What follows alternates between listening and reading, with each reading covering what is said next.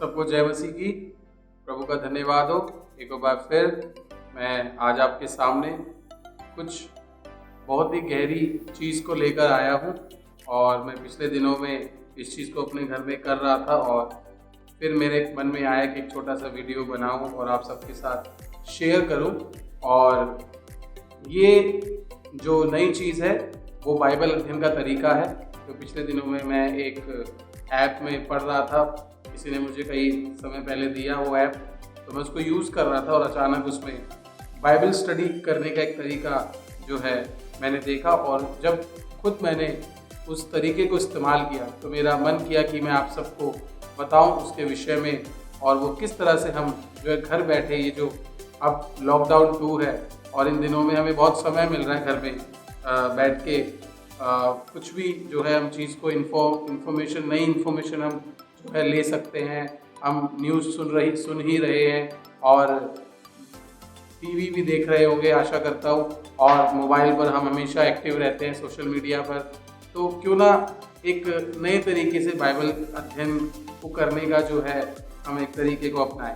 तो मैंने यहाँ पर कुछ जो है उसको इस्तेमाल किया है। मैं आज आपके सामने बताऊंगा कि कैसे हम बाइबल का गहनता से अध्ययन करें। तो आमतौर पर हम जब बाइबल स्टडी करते हैं, बाइबल अध्ययन करते हैं, तो कई बार बहुत सारी चीज़ें उसमें आती हैं, कई बार सोचनी पड़ती है। कई लोग होते हैं जो ऐसे कहते हैं कि पूरी बाइबल उत्पत्ति से लेकर प्रकाशित वाक्य तक पढ़ लेनी चाहिए पूरा।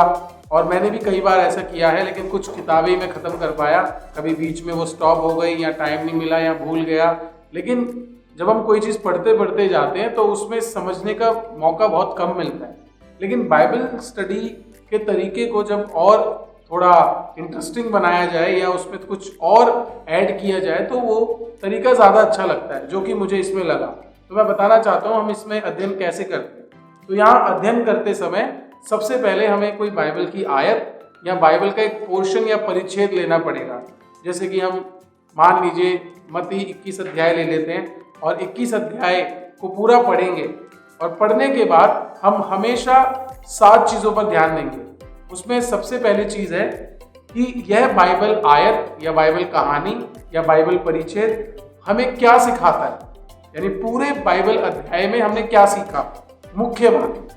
दूसरा, कोई स्तुति या कोई भेंट या कोई परमेश्वर को धन्यवाद करने का बात कहा गया है इसमें।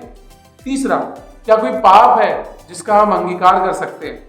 चौथी बात, क्या कोई वायदा है दावा करने के लिए, वायदा जैसे कि प्रभु हमसे कुछ वादा कर रहा है कि अगर हम ये करेंगे, हम ऐसा करेंगे तो प्रभु हमें ये देगा, या प्रभु हमारे जीवन में ऐसे चीजें करेगा।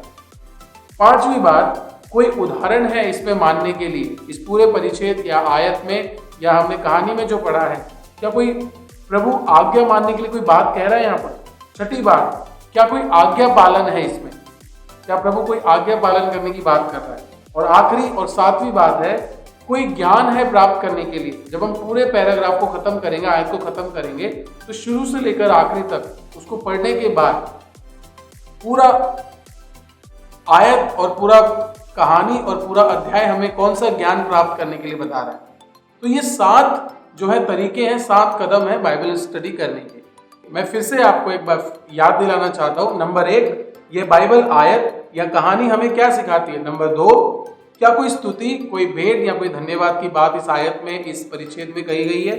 तीसरी बात, क्या कोई पाप है अंगीकार करने के लिए जो परमेश्वर हमसे कह रहा है। चौथी बात, क्या कोई वायदा है दावा करने के लिए। पांचवी बात, कोई उदाहरण है इसमें मानने के लिए जिसके द्वारा हम कोई बात यहाँ पर नहीं सीख रहे हैं। छठी बात, जो परमेश्वर हमसे कहता है, कोई आज्ञा पालन है इसमें करने के लिए, कोई आज्ञा दी गई है, कोई नई आज्ञा परमेश्वर हमसे जो है बात कर रहा है। और सातवीं बात, क्या कोई ज्ञान है प्राप्त करने के लिए। तो ये 7 बातें जब हम इस तरीके से परमेश्वर के वचन का गहनता से अध्ययन करेंगे तो मैं बताना चाहता हूँ आपके लिए बहुत ही आशीषमय होगा, आपके लिए बहुत ही हेल्पफुल रहेगा। और जब आप खुद करेंगे, एक ही अध्याय को लगभग आप 3-4 बार पढ़ लेंगे इस अध्ययन को करते समय। क्योंकि जब मैंने किया तो बहुत ही आशीष पाया, मैंने नई नई बातें सीखी। और इस तरह से जब हम इस बाइबल अध्ययन को करेंगे तो मैं समझता हूँ कि आपको बहुत आशीष मिलेगी। सबको जय मसीह की एक बार फिर से आपको प्रभु आशीष दे।